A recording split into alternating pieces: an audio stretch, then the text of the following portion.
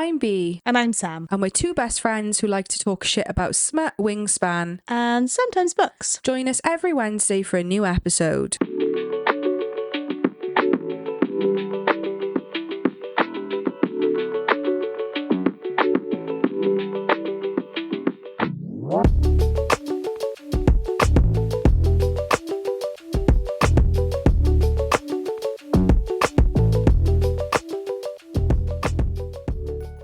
We are live. Oh, so you would have already seen on beginning of November spotlight that we are somewhere else. But to anybody who doesn't listen to our author spotlights, first of all, why not? Second of all, grow up.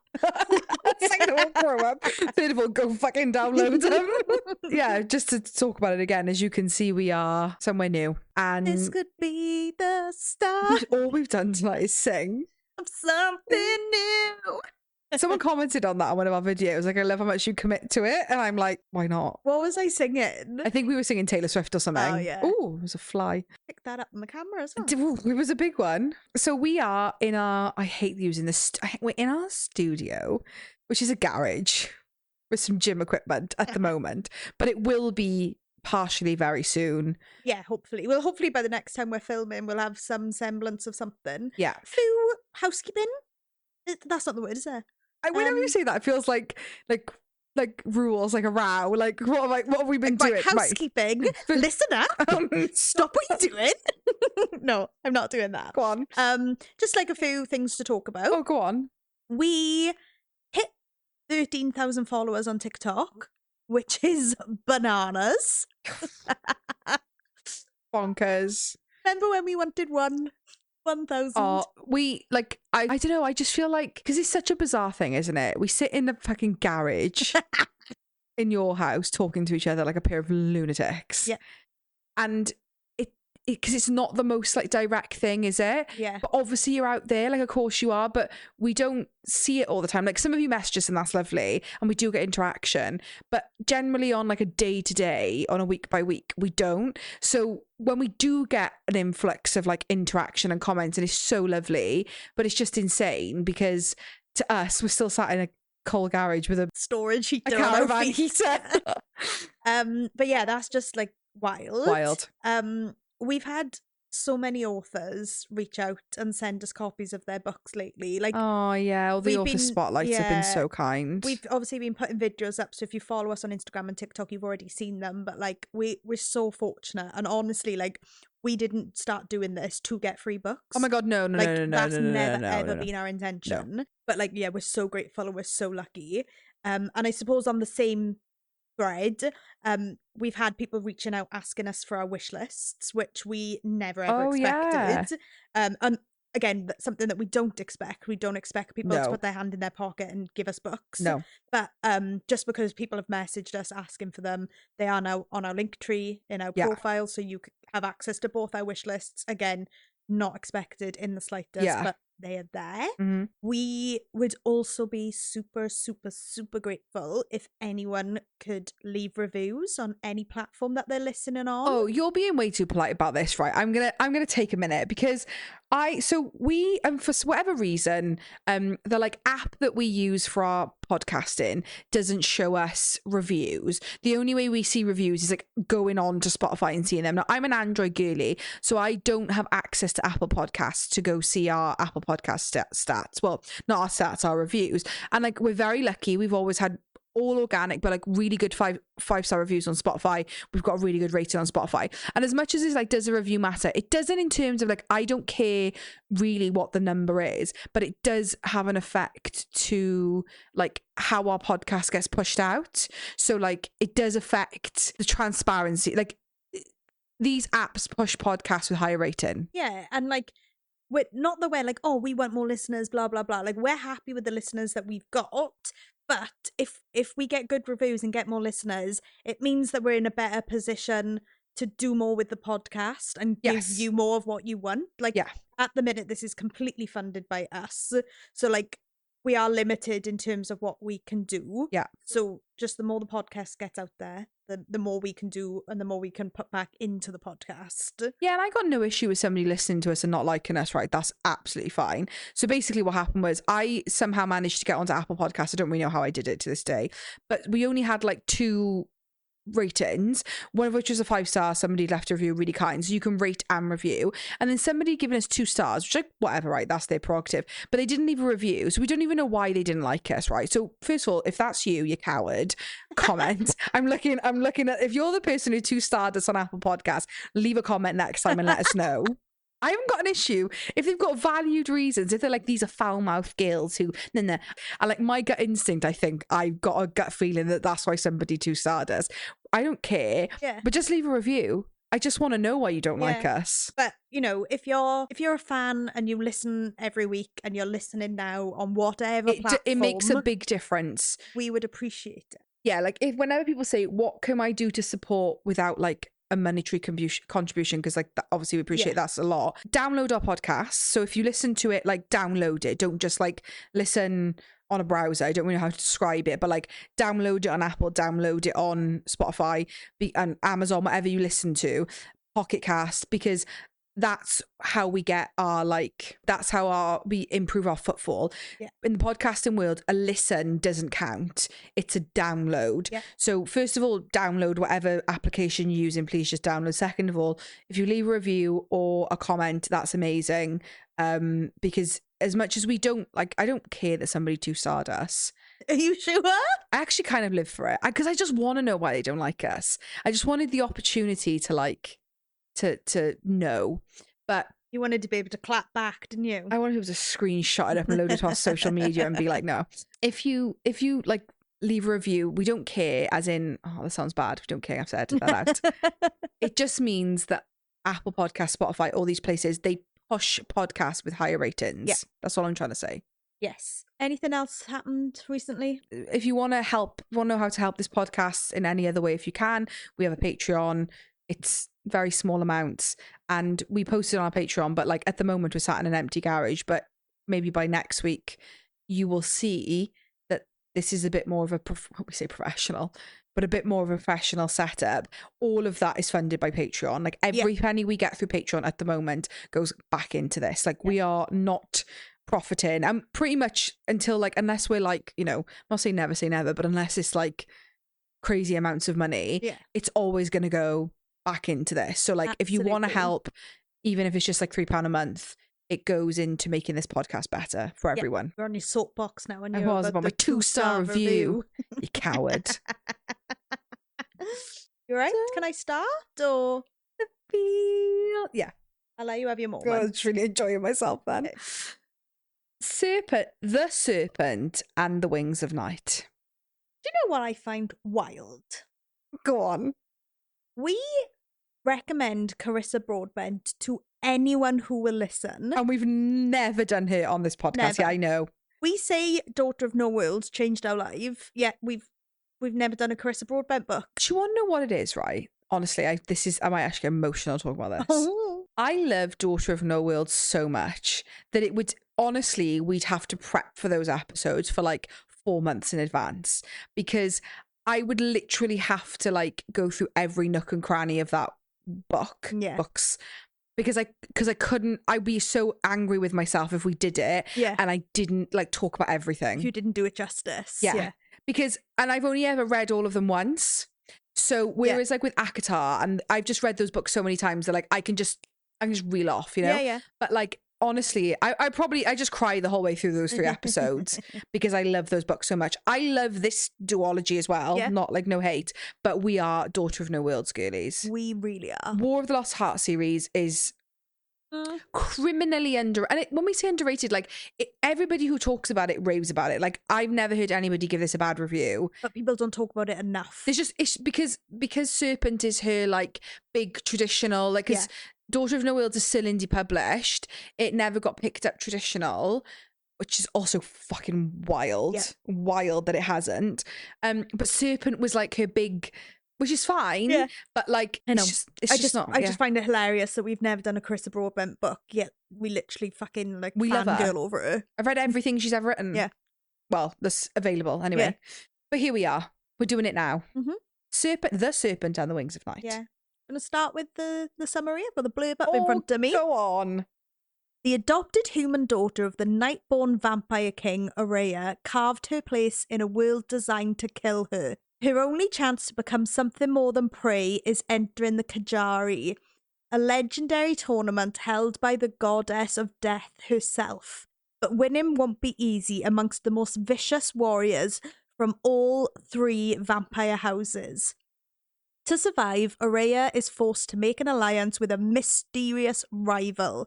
Everything about Raihn is dangerous. He is a ruthless vampire, an efficient killer, an enemy to her father's crown, and her greatest competition. Yet what terrifies Oraya most of all is that she finds herself oddly drawn to him. But there's no room for compassion in the Kejari. War for the House of Night brews, shattering everything that Oraya thought she knew about her home. And Raihn may understand her more than anyone, but their blossoming attraction could be her downfall in a kingdom where nothing is more deadly than love. I got nothing else to say. We'll end the episode there, shall we? So, obviously, when we're coming to you with this episode, and next week's episode, we read these a long time ago. We've obviously refreshed for these, but we just have to say we're not going to spoil the second book right now. That'll be next week's episode, but we have read it. Yeah. So like, just want to put it out there that this isn't like, no, it's not a genuine reaction, but like, it isn't like sometimes when we do stuff where we're like, we haven't got a fucking clue what's coming. Yeah. But we're not going to talk about Ashes today. It's just Serpent. Yeah. I think when I first got into Carissa Broadbent, so I read Daughter of No Worlds first. Yeah. This isn't like a humble brag, but it is. I've got a feeling the Serpent wasn't even out. I think it was just Daughter of, I think. So I think I read Serpent definitely when it was indie, like, and read it on KU. Ashes definitely obviously wasn't out. I read Ashes when it came out. And when I remember I was seeing like tropes and saying that it was like, you know, vampires and it was trials. And I saw a lot of shit about that, right? People were like, oh, so done. People get really agged about a trial romantasy.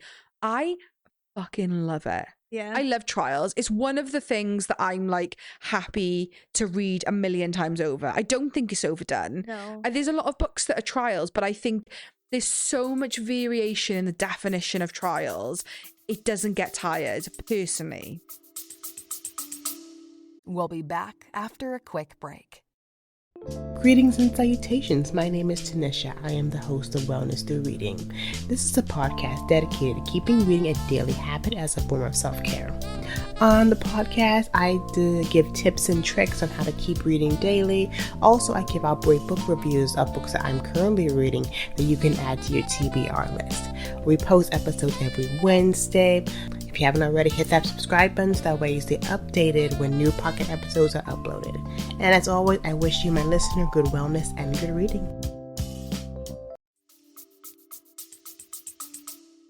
I think for me as well, I'm such a competitive person that when it's a trial, I'm like really fucking into it. Yeah, I know what you mean. But Serpent, when I say how do we even talk about it? I love this book so much. Where do we start? This is a 5-star read for me. Was it a 5-star read for you? Yeah, 100%. So I suppose we'll start at the beginning and see where the conversation takes us. Again, if you're new here, hello, we don't go blow by blow. This is a spoiler. We will jump around. We just talk about it, but we'll start somewhere. We will be chaotic.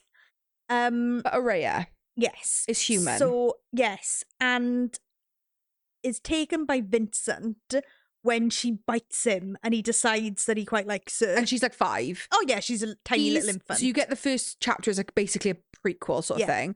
He's just decimated her entire city. But she doesn't realise it's him at the time, does she? We learn that later in the book. Yeah. So she thinks that he is like her saviour. And but she bites him because she's like a feral little child. Her town's being torn apart. Yeah. And she bites him and he's like, oh, I like her. Take her with me. He takes her and then she like grows up basically as the daughter of the, you know, the king of the vampires. No, what's he called? He's the heir of the Nightborn vampires. So like you just said in the intro, there's 3 houses of vampires: Nightborn, Bloodborn, and Shadowborn. House of Night. Okay, here we go. So there's 3 vampire houses. The House of Night has the Rishan and the Hijaj people, which go back and forth between ruling.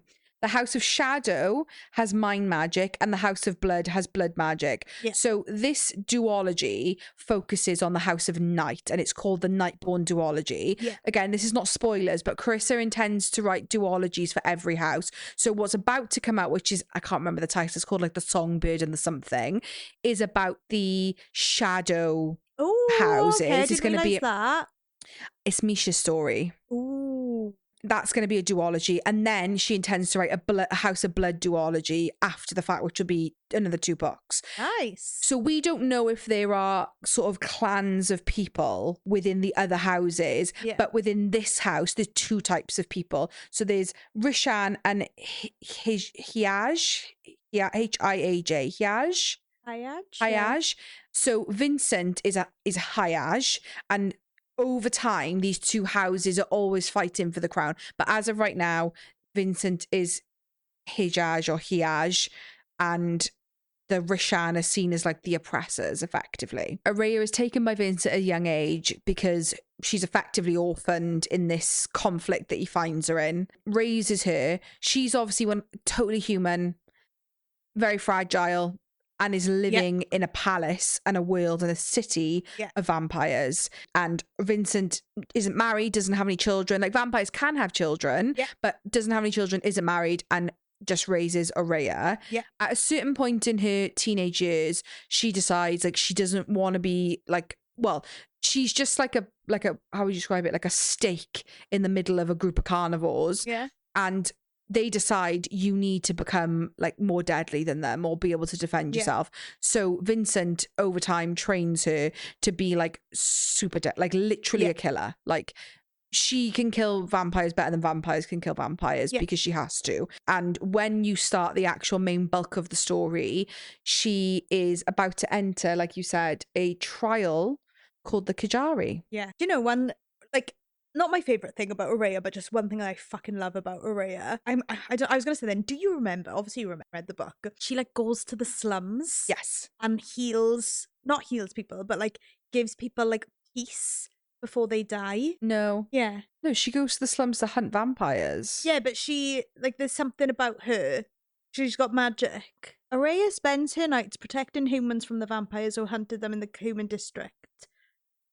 I think Oraya knows that she has mild magical abilities, but she thinks they're super mild because she's human. Yeah, but she doesn't know that until like right later on. What am I thinking of? From Blood and Ash. Oh, okay. Sorry. Scrap all that for a sec. You know, one thing that I really love about Oraya.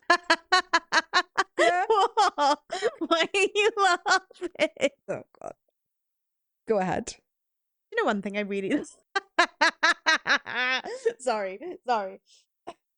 Okay. I'm being silly. Do you know one thing that I really love about Oraya? I'm not looking at you. I'm literally not doing anything.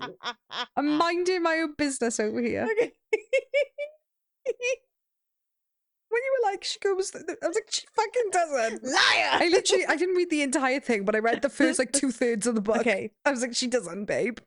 Do you know one thing that I love about Oraya is even though she was raised by a vampire and lives amongst vampires, she still goes out to the human district and kills vampires. And I think, like, again, we're jumping here, but like Vincent's attitude towards humans, even though Oraya is human, he isn't particularly good to humans. No. He's not the worst. Like, I think there are other vampires that are considerably worse. Yeah. But he knows that, like, so the idea is that there is a human district to the city that they live in. Yeah. And it's supposed to be that vampires, like, banned from going there, is safe, but, like, that's not the case. Children can't go out the street in the dark. They're getting picked off the street. Yeah. And he just kind of turns a blind eye. And so Oraya very much is like this vigilante, goes out into the suburbs, kills these vampires. But before the Kejari, her anger isn't towards Vincent about it being loose. She doesn't really blame Vincent for it. She just blames vampires in general, which is really interesting. Very interesting stance. He's the king. Yeah. Like, if anyone's going to change things, it's him. It's the ruler. Can I just ask, when you first started reading this, when you were getting the, just because, like, again, you know, these are like immortal. They do age, but very slowly. Yeah. Did you have the hots for Vincent? Hot. Woof. And I remember at the time when this book came out, because there wasn't a huge amount of fan art when it first came out. And I remember Carissa doing a post because people didn't think Vincent was hot. And she was like, no, like he's hot, and now there's like a lot of fan art out there, but like hot. I'd call him daddy. 100%. Just need to clarify that. So yeah, and we learn this from very early on. The reason that she's doing it and kind of pushed by Vincent is they do these trials every like 200 years. Yeah. And it's to like thank the goddess, because all the vampires worship this one goddess whose name escapes me, but it will Nyaxia. And they do it as like a sacrifice to Nyaxia, like thank you. But whoever wins the Kejari gets granted like a wish, anything that they want from Nyaxia. Yeah. So Vincent wants Oraya to participate so she can wish to be turned into a vampire. Yeah. Because again, you learn that in this world there are born vampires and turned vampires. Yeah, very different. And turning, like in a lot of vampire lore out there, is very dangerous. Yeah. Like the survival rate is very slim. Yeah. So him turning Oraya isn't really an option because she'll probably die. The safest way, win the Kejari and ask to be a vampire. Oh no, not even a vampire, sorry. Ask to tether her life to him. Yeah. There's a word for it which I can't remember. Bonded, isn't it? Yeah, so it's not even vampire. It's so that she's like guaranteed eternal life, because obviously she's human and she's going to die before him. But it's a bit of a weird concept because Vincent doesn't really show much emotion. None at all. So weird that he's asking for her to tether her life to him, because like he doesn't really give that much of a shit about her. No. Or he certainly doesn't give off that impression, does he? Strange dynamic. Very strange dynamic. But like, it's almost like, what's the thing? Captor thing. Like Stockholm Syndrome. Yeah. Yeah.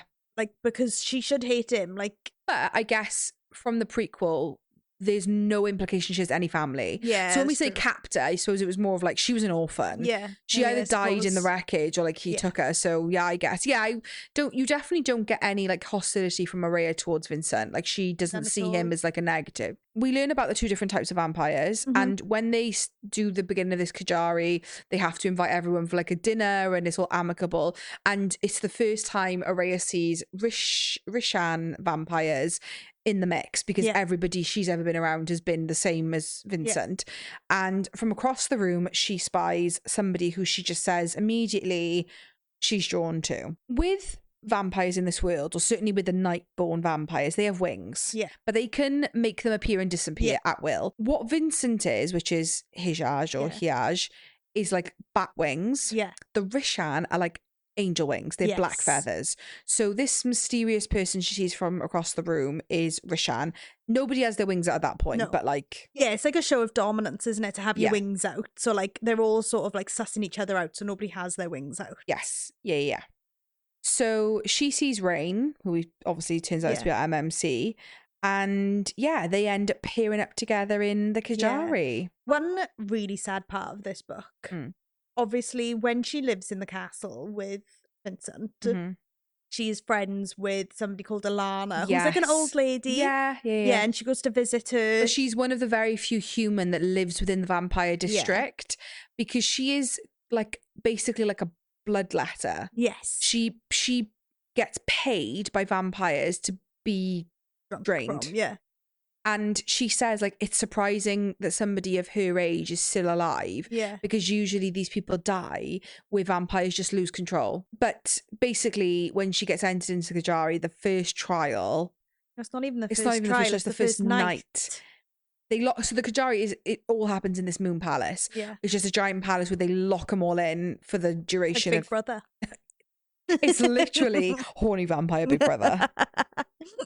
Serpent and the Wings of Night, horny vampire Big Brother edition. And they just dump a ton of humans in there, and one of them is her, and she gets killed. Yeah. Not by anyone Oraya knows, but it's sad, isn't it? Really sad, yeah. She kills the vampire that does it. And she takes her shawl or like her cardigan that she's wearing. She takes something of Alana's then, doesn't she? And we learn, again, like that's the first time we see Oraya sort of in combat, really. And what I love about Oraya, and it gives me big like Jude Duarte vibes, is she's a really, obviously very successful, I say stabber. Yeah. You know what I mean? Fighter. That's the word I was looking for. But in a lot of Serpent and a lot of these trials, she does well because of her like wit. Yeah. So one of the things she realizes is vampires can't be seen in the daylight, but she can. So when all the vampires are asleep and hiding on the like following morning after the first night, she goes around and stabs as many as she can in the chest, because some of them like just so blasé, like lying in the middle of the corridor like that guy is, and she goes around and just kills them. Yeah, she is smart. And then she sets up in the greenhouse because she knows like it's in direct sunlight, like it's made of glass. Fucking genius. Class. But eventually she does get attacked in the greenhouse. She does. And she ends up running up to, because there's like tower spires in all of these, in this palace, and she runs into Raihn and Mish's little, I don't know, what are we calling it? Like a little apartment. Yeah. Where they've set up camp. Mish in this is a delight. Oh. So Raihn is the sexy guy she saw in the party. Obviously. Shocker. And Mish is like his bubbly, well, they don't really know if they're friends at the time, but like his bubbly, super bubbly partner. Always says there's something about Raihn and Mish that she can't quite, they're just different to other vampires, but she can't quite like put her finger on. But they, you know, want to form like, I say an alliance, but they're just very nice people. And she realizes what it is that they're both turned vampires. Yes. Not born. Yes. Which is what is like a little bit more human about them, why she's maybe more drawn to them. Yeah, like they can recall their human lives. It's not like this is all they've ever known. Whereas like everybody she's ever been around previously with Vincent, they were all born vampires. Like it's who they are. But Vincent is not fucking happy about this alliance. No, so she starts sneaking out, doesn't she, during the days and meeting with Vincent to like talk with him, and he's not fucking happy about it. Yeah, he's like giving her like healing salves and potions and stuff, isn't he? But yeah, he's not fucking happy that she's made an alliance. Not happy at all. The first trial when they're in the dark and when she's they like fight the demons. Isn't that when they get attacked? The demons. That's just an attack, isn't it? The first trial is like pitch black and it's all changing direction and she's running around and it's like tricking her. I don't know if that's the first trial, but that's the first trial goes ahead. The vampires and Oraya are divided into groups and required to fight off demons. Oraya is severely injured, but Raihn helps her. Oraya figures out that they need to kill the lead demon to kill the others. Oh, yeah, okay. And then Raihn tells Mish how to defeat the demons because she's in a different group. Ah, yeah, okay, yeah, I do remember that. Yeah, so they do a lot of trials during this. When I was rereading this, I was like, I'd forgotten how many they do. But like there's like a maze, isn't there? Yeah. And they put like innocent people in the maze. Yeah, she finds like a little girl in the maze and tries to help her. Yeah, I think it's the final one where they've got to like make it from one area to another. And there's all like this like mist and it's really fucking weird. Wild. And at another point, well, again, jumping ahead, but the palace gets attacked. Yes. They're not there. Yeah. Her and Raihn. Her and Raihn aren't. No. They've like gone to the human... He's watched her in the human district, knows what she's doing. I think it's when they go to the pub together. Yeah. Also, we find out that Oraya has some sort of magic because it bursts out of her and pushes Raihn out the window. And he has to fly. Yeah, it's a fly back up. Yeah. And he's really angry about it because he thinks she's been like hiding it. But I don't think she really knew. I think that like it was just... I don't think she really thought she had magic. Do you know what I mean? Like I don't think she believed it. Yeah, and also like when she had the chance to use her magic and yeah, she doesn't. Like she had ample opportunity where it would have benefited and she doesn't. So I don't think she really... She would have used it in the first trial if she had fucking magic. She would have used it on multiple occasions during... Like there's nothing against her using magic in... Because like some vampires do have magic. Like there's nothing against her using it. So like, not that she's... You know what I mean? Like other people are using magic. Yeah, I don't think she ever did, but he gets a bit pissed off at that. But when they get attacked, Mish gets really badly injured, literally on death's door, and she flies back to the Moon Palace. Like Raihn flies them back. Hot, really hot. But to the point where they try and ask the goddess for like Mish to be able to like dip out, and she's like, no, she's got to continue in the trial. So then I totally forgotten about this when I first read it, but when I reread it, I remembered. Oraya then goes to I can't remember what he is, but he's some kind of like priest or like a higher power, and says like, I'll bargain. He's like a creepy old gross vampire. And she says like, I'll bargain with you if you let Mish out. What do you want? And he's like, I want to drink your blood. And she lets him drink from her, which is fucking gross. And she says that it really hurts when he does it, and like, he's not gentle. But she gets Mish out of the trials, basically. But if you remember as well, after the palace is attacked, Raihn gets taken out for questioning. Yes, because he's Raihn. And she's like begging Vincent, like, and he gets really badly tortured. Yeah. It's sick as fuck. Yeah, really badly tortured. And we definitely start to see like her view of Vincent unravel at this point. Yeah. Because up until that point, he has just been like perfect daddy Vincent. But now he's torturing someone who's helped her, and she's like, well, just purely because he's from, like, they've got no proof that it was Raihn. Sorry, I couldn't think of the name. It's got no proof that it was the Raihn, and he's just purely picked him because, well, he can tell Oraya's a bit keen, and he doesn't like that she's fallen for him. Another thing to mention as well is it gets mentioned before, because obviously, like, the tension between her and Raihn, you could cut it with a fucking knife. Yes. Like, so hot. Angsty, yearning, burning. But we do learn that, like, Oraya has had relationships before with a vampire where she lost her virginity and the vampire couldn't control himself and attacked her. And Vincent had to come in and save her. And he made her kill the vampire. Yes, it's like fucking talk about PTSD. Learn your lesson. I told you not to be shagging vampires, and you're shagging vampires. Slap on the wrist from Daddy Vincent. But now kill him.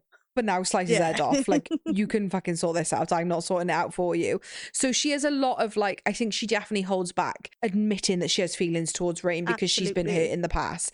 But Raihn's not like, he says that he doesn't feed from humans, he feeds from animals. Like, he's not into the whole, like, only does it when necessary. Yeah. Like, he's definitely more of an Edward when it comes to the vampires. Yeah. Obviously, like, again, we're jumping ahead, but, like, they bang. Yes. And when I went back through my quotes were all from the bang. Also, while you're looking for your quotes, he cooks for her. And that is the sweetest scene. This is where one of my quotes comes from, where she, like, is saying how much she enjoyed his cooking. Yeah. She takes a mouthful of his cooking and says, like, wow, that's the best food I've ever eaten. And Raihn proceeds to say, that wasn't how I imagined making you come for the first time. I have to say, Carissa Broadbent's men. Raihn isn't my favourite, but we've talked about Daughter of No Worlds. But, like, I fucking love Raihn. Same. I think I had forgotten how much I enjoyed Raihn. And then when I reread this, I was like, damn, Raihn Ashraj, like... He could spit on me and I'd thank him. Stunning. So I've got some quotes from Raihn, obviously, here. This is probably the most famous. I've lived through some injustices in the last couple of centuries, seen some fucking travesties, but one of the biggest, Oraya, is that anyone taught you that you should become anything other than exactly what you are. At this point, he's such a little green fucking flag. He's always a green flag, apart from the very end, which we'll get to in a second. Yeah. But until like 99%, Raihn Ashraj, and even we'll get to it, but like even at the end, he has his reasons. But you know, and then my only other Raihn, and that was my other Raihn quote. I just said that one, and then this is during the first bang. I would beg, he murmured, for you, I would. You have fucking destroyed me, Oraya. Do you know that? Now, again, I might be jumbling up my order because there's a lot of trials in this, but I've got a feeling that they do bang, and it's the night before the final trial, which is when they bang like in their apartment-y room thing. But then I'm sure that during the final trial, Raihn needs to feed. And she lets... in the cave. They starve them all. They poison all the animals so they can't drink their blood. Yes. Starve them all so they're all in bloodlust. And he needs to feed. So she consensually lets him feed from her. In a cave while she's basically straddling him. Yeah. And I remember reading that scene. There's nothing actually really happens between them. They were hot as fuck. And this is what I mean about Carissa. Like, you don't need like a bang bang, but like she bang. But like, I don't even know where I'd say it's smut. She just writes tension so well. I remember reading that scene and being like, I need a cold shower after that because it was so hot. Yeah. So yeah, we get the final trial. Yeah. And basically ends with it being Raihn and Oraya that are left. No shocker. Yeah. But, and again, up until the very, very last scene of this book, nothing had like shocked me. No. Not that wasn't enjoying, but there was no big like shocking plot twist, right? Now, when I was rereading reviews and recaps on this today, because we're going to talk about the end now, I was absolutely gobsmacked at the ending, personally. Same. I did not see that coming. Yeah. There was no indication to me that was going to happen through the book. But then loads of people today when I was reading were like, oh, I saw it come in. What? No. it only being Raihn and Oraya left, yeah, I did. Yeah, of course. There being some kind of loophole that they both didn't die, fine. Yeah. But the actual, like, where it goes from there, I was fucking gobsmacked. Yeah. Obviously, like, if you're listening to this, then you've read it because you know we're a spoiler podcast. So, like, obviously she wins. He convinces her To stab kill him. and let her win. Her wish then is for him to be alive. To win. So he gets a wish. He wishes to be the next heir. No, he is the next heir. He wishes that the Rishan people's magic is restored because it was cursed and taken away. So he is the heir. He always knew that he was the heir. And he didn't know that... the power of the Rishan Nightborn king becomes unsealed and restored to the Rishan heir, i.e. him. So he always knew that he was the heir because he felt it when the Rishan king died, who Raihn killed himself because he was like a sexual assault victim of the This is all in book 1, but like we get there. So when the power is restored, the heir mark slaps on his back and he gets all his power back and kills Vincent. Which I did not see coming. I was screaming. Fucking killing Vincent straight away. I did not see coming. Also, and then final plot twist. Because Vincent dies, they need an heir to the... And it's Oraya. It's Oraya. She's not a vampire. So they're then standing there looking at each other and they're both heirs to rival houses, types, races of people. That was fucking gobsmacked. How anyone predicted that or saw that coming is beyond me. Like, Oraya becoming heir maybe wasn't as much of a gobsmack, but I didn't see Vincent dying and I did not see Raihn being the fucking heir. No way. No way. And like, it was like wham bam, thank you ma'am. It was all fucking happening. Literally. I was like, it was insane. Yeah. Also, probably a red flag for me, but Raihn killing Vincent was one of the hottest things I've ever read in my life. He like flies up to him in the stands, doesn't he? So hot. Class. Like, he's killing her dad, and obviously from a perspective, and she's really sad, but I was like, that's hot. Side mark, there is somebody, and I can't remember, is he the heir to the blood house? The one she says shares the cigarette with? I'm sure it is. What's his name? It's like Septimus or something. Yeah, Septimus from the House of Blood. When this first came out, like, I saw Carissa had to clarify, yes, he's also very hot. Because again, a lot of people didn't think he was hot, and she was like, no. Basically, just assume everyone that Carissa is writing about is fucking stunning. Literally everyone is hot. Yeah. He becomes the heir because he's just killed Vincent. Yeah. So it's just fucking wild. I don't know how people didn't see that ending. I know. And it ends then with him deciding that Oraya is going to be his slave bride. Not deciding. They get married. They do get they get married. They do get married in the end of this. Yeah, it ends with her basically being stuck in the palace, and Vincent's like head of guards, effectively. She didn't really like. Jasmine. Sneaks into a room and says like, "I'm going to get you out," and she's like, "Don't worry about me. Like, I'll figure it out." She sends them all away, doesn't she? Like all the. She tells them to get out of the city because they're gonna the Rishan people will attack. And we find out she's Vincent's biological daughter. Well, in those we don't get it like confirmed. No. But it is like when her and Raihn have a conversation, she says like, "Well, how did this happen?" He said the only way it can happen. He said, "Well, I've tasted your blood, and it tastes you're half vampire, half human." Yeah. So she doesn't have to be Vincent's biological daughter to become heir. Like, Raihn wasn't obviously not biological. That's not how it works. But you have to have some vampire blood in you. Yeah. So again, it's not like confirmed that she's Vincent's daughter. Yeah. But it's like suggested. So, and she definitely is half vampire at this point. Now, I will say I didn't like that. That she's half vampire? No. Yeah, because it's like. All of Oraya's character arc and everything about Oraya is that like she's a really class human in a world of people that are supernatural. Yeah.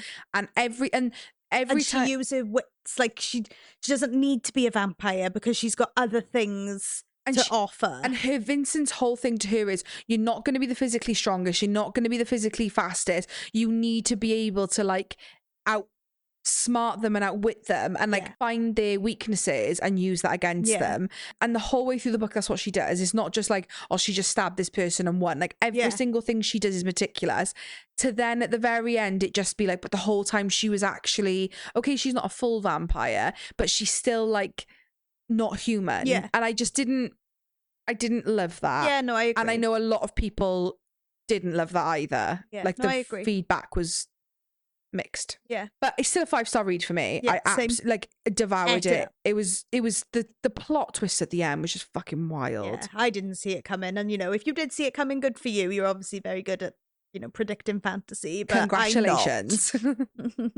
No, I personally don't think it was predictable. No. I don't. Did you say you had some 1-star reviews? I do have some 1-star. We don't do these very often. No, and I have to say I don't fucking agree with them. Like, it's all shit. We love this book. Before I get into them. Yeah. So there's one, oh God, this is quite close to my face, isn't it? There's one here. Book Talk, you're on your last warning. This is one of those Book Talk books that I think is absolutely deserving of all the hype that it gets. Yeah, I agree. It's class. Another one. Kindle Unlimited is a disease. What's wrong with people? This, you're going to hate this one. Okay. Although it's written by Edgar Allan Poe. Class name. Yeah. Sarah J. Maas committed a war crime when she created Rhysand. He's everywhere like a cancer. He just keeps spreading and is becoming an epidemic. Is that about this? Yeah. What? I think about like Men with Wings, Shadow Daddy. Oh, Rain's not like Rhysand. No, not at all. What is the point of writing a long book if nothing in it has any substance? Why? Why would you do that? I'm like, sorry, did you read the same book as I did? What because the fuck? It didn't have any substance. Those trials were some of like the most like edge of my seat things I've read. Yeah. Twat. People must not read the same books. Yeah. Book Talk will look you dead in the eyes and lie to you. I think these people need to read, because there's no such thing as a wrong opinion, but there is. Yeah. And I think there is about this book. There is about this book. And I think people need to realize that, like, when you don't like this book, you're the problem, not the book. Because it's a masterpiece. It is. It's wonderful. Who did not sign up for a young adult crap? Me. It's not young adult. They fucking bang. Drinks her blood. It's generic and boring and way too long. Nothing really makes sense and Spice is bland. Bland. No. Are these people having a laugh? No, I'm sorry. I'm honestly embarrassed to own this book. I know everyone's allowed their opinions, Yeah, but really, but no. what, you're embarrassed to own this book? Fucking do one. I'm embarrassed that you wrote that review. Yeah, same. So needless to say, we love this. We do. And we love it so much. We're doing book 2 next week. Exactly. One of the things I did just want to mention, because I will say that between reading Serpent and between reading Ashes was quite a big jump for me. Yeah. Now, there were quite a lot of people that had actually come up in Serpent that are much more prominent in Ashes. Yeah. But like, I didn't have any fucking recollection of them in Serpent. I do this so often. I get to book 2 and I'm like, who are they talking about? So and you're like, they're in book 1. And I'm like, oh. So when I was reading the recaps today, I don't think this is a spoiler. No, it's not, because so there's a character he's referenced in book 1. He's not in book 1, but he's referenced, called Vale.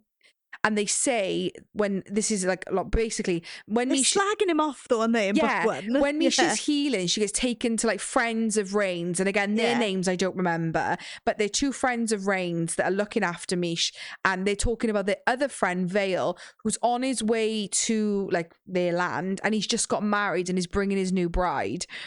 And I like don't remember that at all, but obviously Vale and his new bride are considerably more prominent in book 2. And also, we're jumping ahead, but the novella 6 Scorched Roses in this series, which is our favourite, which is going to be our November Patreon episode. Yes. So if you want to listen to that, subscribe to Patreon. But we'll get into that in a minute. But that is like Vale and his bride's story. Yeah. But when I was reading this recap, I was like, oh, I did not remember Vale being in this.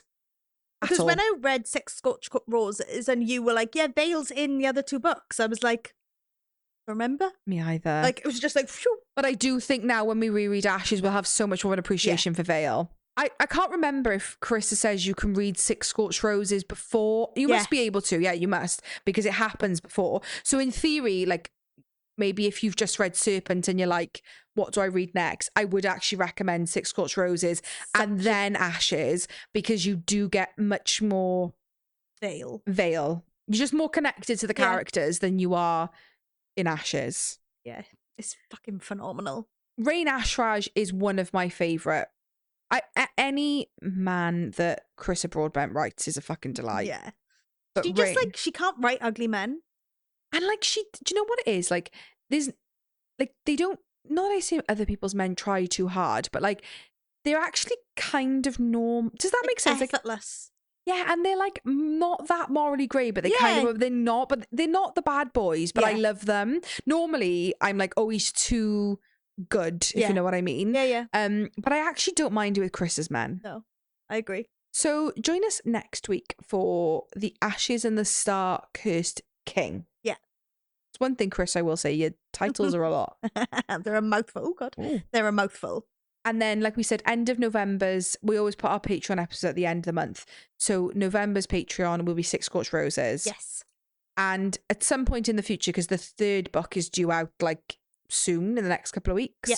The Songbird one. The Songbird one, which I don't remember the name of it. We will be doing that like at some point next year. It's coming. We'll probably do every book in this series, but we'll get there. Anything else? No, just that we appreciate all our listeners and everyone that contributes to us in some way, shape or form. We love you. We do. So if you want to read along with Ashes, you've got another week. We are on Fable. Have a look for Apostle Book Club if you want to read along with Ashes. Are we done? I think we are. Thanks so much for listening. Follow us on TikTok and Instagram at A Pod of Smut and Wingspan. See you next week. Bye.